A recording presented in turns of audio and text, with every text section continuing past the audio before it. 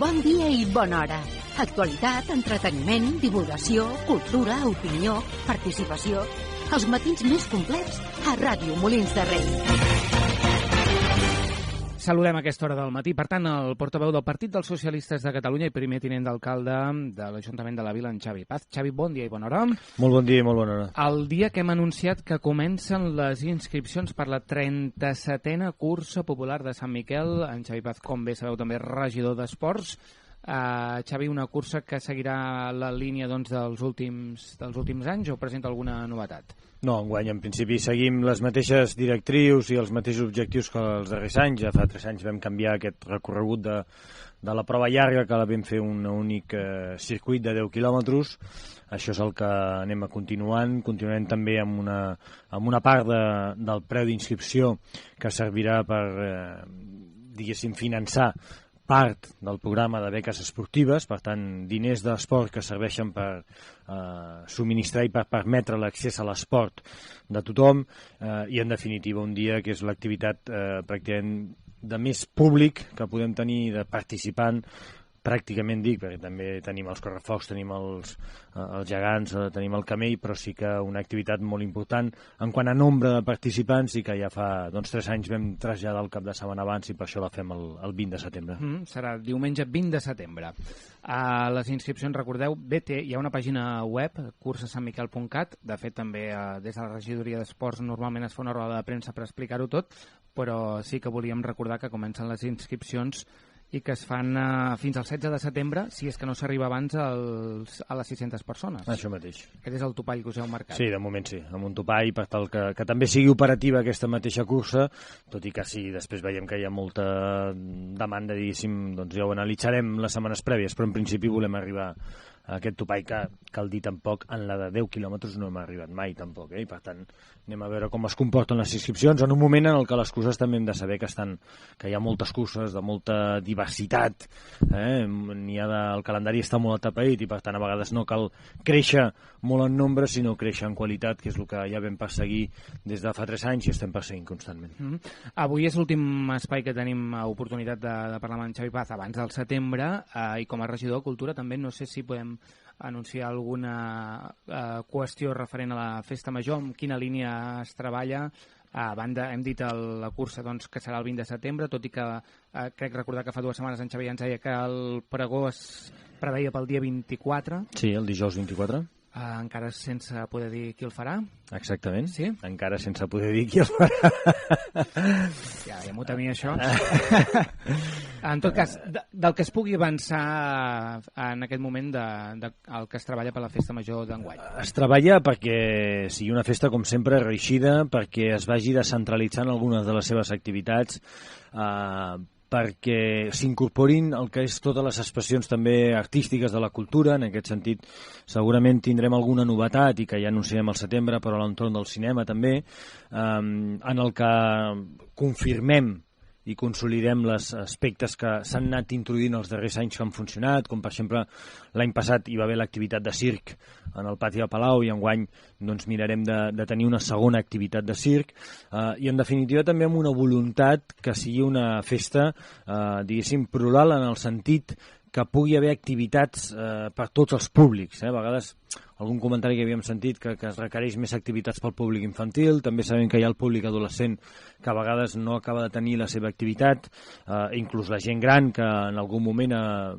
fins fa uns 4 anys ens deien, escolta, és que el ball tampoc sembla que sigui per nosaltres, doncs el que estem mirant és de combinar totes aquestes demandes que tenim, i per tant de fer una festa major on tots els públics i totes les edats puguin tenir el seu espai d'esbarjo i el seu espai de participació en la festa que ha de ser de tots, per a tots, i si pot ser en quants més barris millor. Aquesta va ser també la filosofia que vam instaurar en el moment que la cursa la vam fer amb un circuit de 10 quilòmetres perquè la cursa també visités els màxims barris possibles, i en aquesta cursa de 10 quilòmetres vam poder visitar el barri de la Riera Bonet, vam poder visitar el barri de les Conserves, també en la seva màxima extensió al barri del Canal, ens arribàvem fins a la Font dels Casats i al barri de la Granja, que ja la visitava. Per tant, són aspectes que volem incidir també en el programa de Festa Major, una Festa Major que cal recordar també, si finalment el president, com sembla que serà, convocar unes eleccions el diumenge 27, tindrem el doble repte des de l'Ajuntament de garantir un perfecte funcionament d'una jornada electoral molt important pel país i que alhora serà un diumenge que és el dia gran també, un dels dies grans de la Festa Major. Per tant, és una festa que en aquest aspecte ens posarà, diguéssim, a prova la capacitat logística també d'organització i de permetre totes les activitats a nivell també de l'Ajuntament. Entenc que el dilluns 28 no seria festiu? El dilluns 28 no és festiu, però estem preparant, precisament per omplir aquells buits que a vegades ha passat, estem preparant activitats per només que a les 5 de la tarda, 5 i mitja, els infants i els nens que estiguin a les escoles surtin de les escoles, que ja puguem tenir activitats i ja tornem a recuperar el pols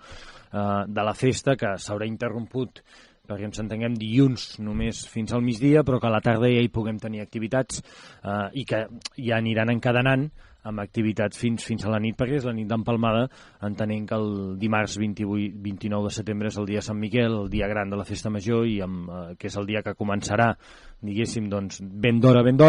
i és el dia que acaba tard, perquè ja és l'esclat final de Festa Major. Tot això és el que podem avançar a hores d'ara, d'aquesta Festa Major, que oficialment començaria el dijous 24, coincidint amb la Mercè. Sí, però ja sabeu també que el cap de setmana abans ja tenim moltes activitats, no només parlen de la cursa, també enguany recuperem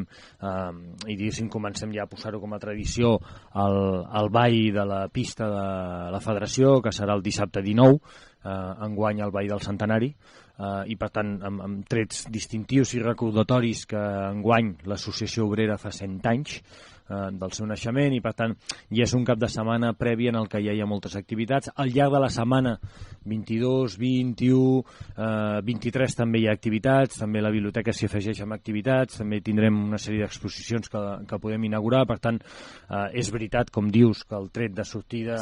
definitiu es produeix el 24 amb el pregó de Festa Major, però tenim activitats abans i després, evidentment. Que mantindreu a la plaça de l'Ajuntament el pregó? En principi sí, en principi mantenim el model que vam establir ara a la Festa Major del 2011, que és un pregó més festiu, un pregó amb trets més informal, i més per tots els públics, no tan institucional, que podríem dir que el pregó més institucional deixem per una festivitat com el que és la Fira de Candelera. Però busquem que a la Festa Major hi hagi un pregó, insisteixo, molt més festiu, que pugui sortir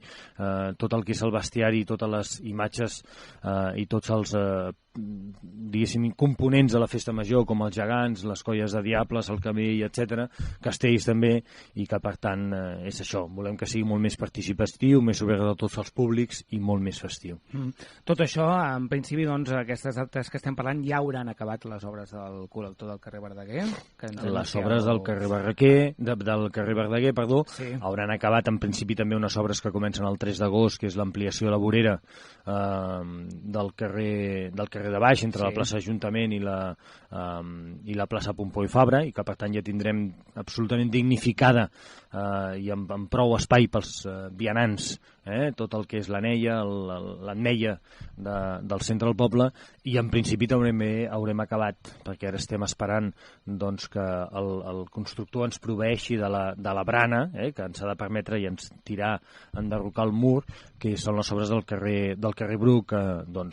aquesta bona acceptació han tingut, tot recordant que faltarà, igual que l'any passat amb el Pati de Palau, el que és la plantada final dels arbres, que la farem en època en el que els arbres tinguin garantia de sobreviure i de reeixir amb totes garanties, no com ara, que si els plantéssim tindríem greus problemes perquè sobrevisquessin a les fortes calors, perquè no és època de plantar arbres, evidentment. Portem una setmana ja d'aquestes obres del carrer Verdaguer. Com estan en el comportament, sobretot de circulació i de... Jo crec que s'ha comportat de manera que, evidentment, hi ha hagut algunes alteracions, però jo crec que confirma l'encert de preveure aquestes obres per ara, en el moment en què l'activitat comença a baixar, perquè no hi ha l'activitat bàsicament concentrada en època i en mobilitat escolar, i que, per tant, unes obres que, en principi, en aquesta setmana s'han desenvolupat en plena normalitat, s'han fet els pous ja de registre, ara s'ha de fer la rasa, i després hi haurà aquesta connexió amb el canal de l'Infanta, que no ha de fer, diguéssim, no ha de fer l'empresa constructora que ho està fent ara, sinó ho ha de fer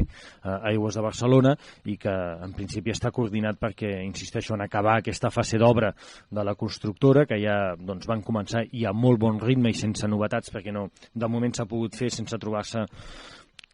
quelcom d'extraordinari en el subsol que ens hagués afectat seriosament, tot i que ja teníem prevista l'actuació arqueològica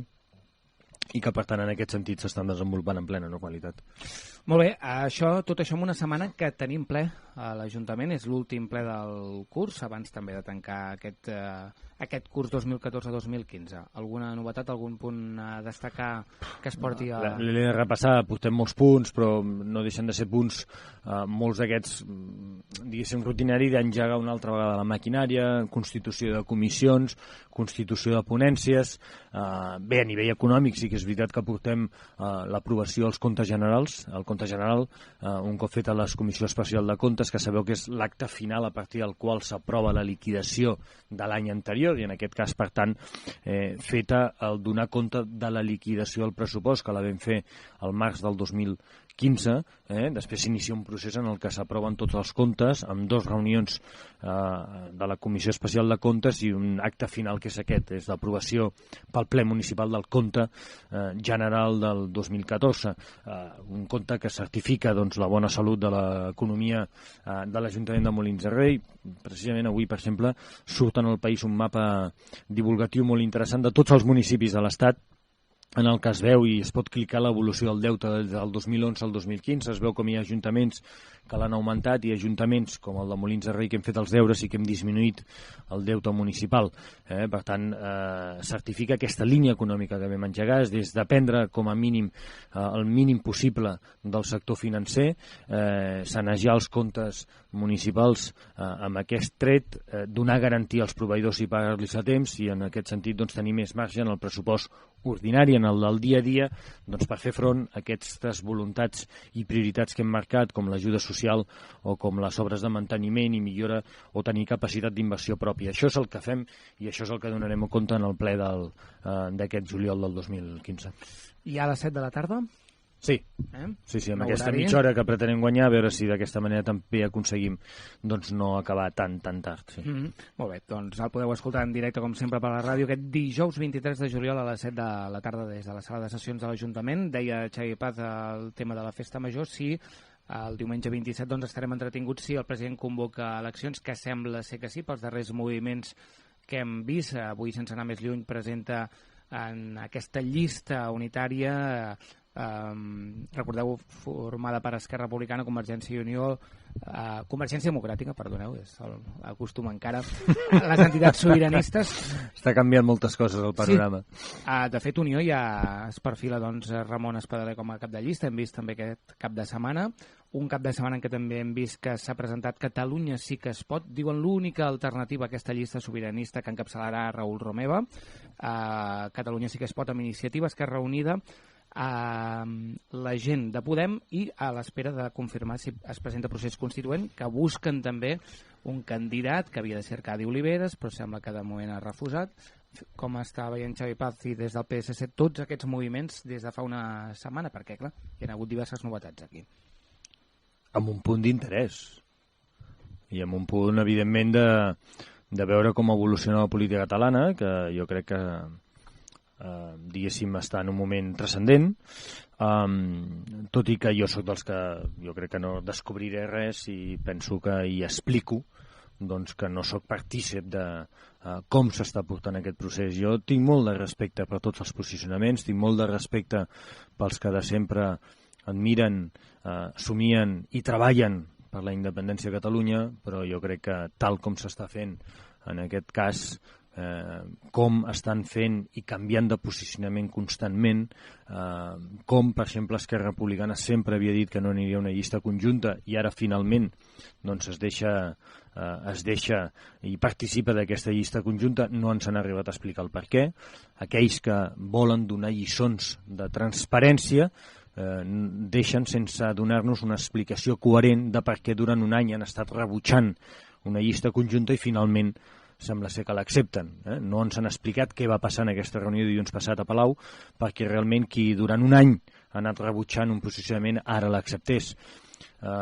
Tampoc ens expliquen que sigui una llista que realment amb aquest joc de no polítics, alguns polítics sí, però diguin que els 3 jocs principals no els ocupen els polítics, quan qui la capçala, que jo sàpiga, fins fa un any ha estat 10 anys d'eurodiputat. Per tant, home, que afrontin els escenaris i que expliquin els aspectes i les estratègies, però sense pretendre confondre, jo ja no dic enganyar, dic com a mínim confondre a la ciutadania. I després també, home, declaracions com la d'ahir el president, quan aquí portem molt de temps amb sectors importants de l'independentisme rebutjant el discurs de la por que alguns sectors del govern d'Espanya estan fent i del qual jo participo. A mi no m'agrada parlar del discurs de la por, però jo crec que els que ho denuncien són els primers que ahir semblava que aplegaven aquest discurs de la por, dient o ens recolzeu a nosaltres o ens passaran per sobre. Home,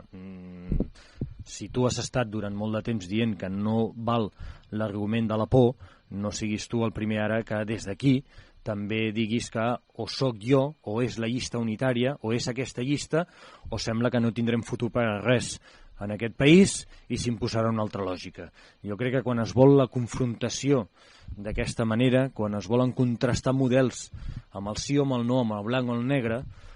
deixa de ser real la fotografia de la societat catalana, i per això nosaltres som els que reivindiquem des de fa molt de temps que hi ha altres vies. Hi ha una via diferent, hi ha una via del consens, hi ha una via del diàleg, i no som nosaltres els que ho està dient cada cop més gent també. Ahir llegia una entrevista molt interessant de l'actor Josep Maria Pou, i és els que venia a dir, escolta, em fa igual de rebuig el posicionament del president Rajoy que el del president Mas, també. Quan es vol confondre la ciutadania, quan es veu que al final no hi ha cap altre argument que o jo o el caos, i això és el mateix que està fent el Rajoy, o jo o el caos de Grècia, o el senyor Mas que diu